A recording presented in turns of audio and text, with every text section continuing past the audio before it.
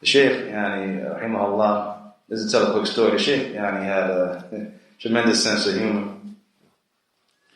And because you asked about when he married, he had multiple wives. So I remember when we were there one night in the Shaykh, we saw when people get married sometimes you would see that people would let off the tracers. They call them tracers. You could see the tracers flying through the sky.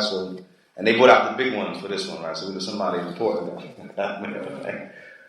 So we figured out, we found out it was Shaykh who had gotten married to his third wife.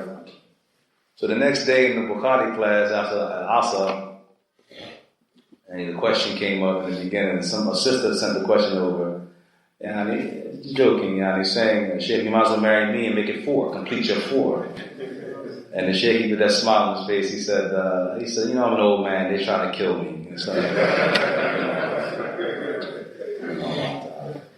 Also, from his sense of humor, the Shaykh, I mentioned this before, it's actually in the book, a glimpse at humor in the prophetic sunnah. One of our brothers, I won't mention his name, I don't know if people let me mention his name, but he got married from the Western brothers, he got married. And we invited the Shaykh to the walima. But the Shaykh had guests from outside of the mass had come in, so he excused himself. So Shaykh, come, bring the guests. I better go be loud on the bus. Tell him, Shaykh, come. So the Shaykh, alhamdulillah, agreed. He agreed to come. So at that time, where we lived in the Mazar, in the area across the valley, in the married area, they called the Mazar, the married area where we were in the Markaz, the center where the masjid was at. It was 3 of us our houses were connected. It was, my house was on the far right hand side, the middle house was Abul-Hasan Hanford, and Hassan Somali's house was the house all the way to the left. Our 3 houses were together. So what we did was, we put the sisters in Hassan Somali's house. He had the nicest house out of the 3 of us. I think it's a British thing. Yeah. So the sisters were there. And the Shaykh and his guests and a few others were in Hassan Hanford, Abu Khalil's house, and the rest of the brothers that we could fit in were in my house to the end. Alhamdulillah, the Shaykh ate, enjoyed himself, and everybody enjoyed themselves. So as he was leaving, walked the Shaykh to the car. The Shaykh made dua for our brother who got married, and he went back over.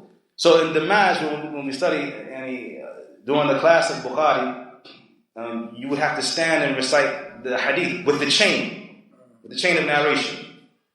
And every region would have a day where they would have to stand up. So one day would be the people from Sham, for example, Susan Sham would have to stand up and recite the hadith with his isnad. The people from Misr one day. In Yemen it might be the people from Dulmot or in Aden. Everyone would have their day. And normally if there were shorter narrations or mid-sized narrations, it might be the Westerners' day to read. Just so happened that next day was the Westerners' day to read.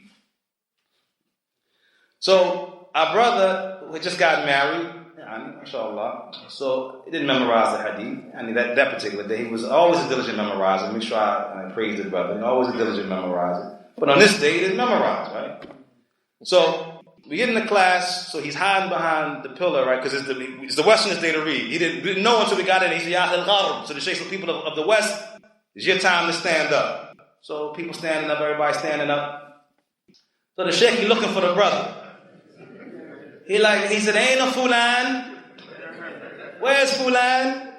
So Fulan is sitting behind the pillar. And he's trying to memorize the hadith real fast. He's feverishly going through it. So the Shaykh, he called out a couple of times. So I snitched to the brother. I said, yeah, Shaykh, who was that? I said, there he is right there behind the pillar. So the brother, he got up, came from behind the pillar. So he's struggling in quiet. He's standing there. Yeah. Haddathana Imam al-Bukhari.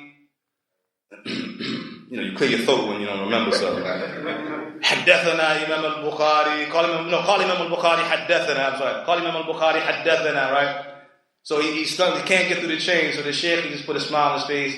And he mentioned that old sayings attributed to the Prophet ﷺ, but it's not authentic on the Prophet ﷺ. It's an old saying, indeed knowledge is lost when a man is with a woman.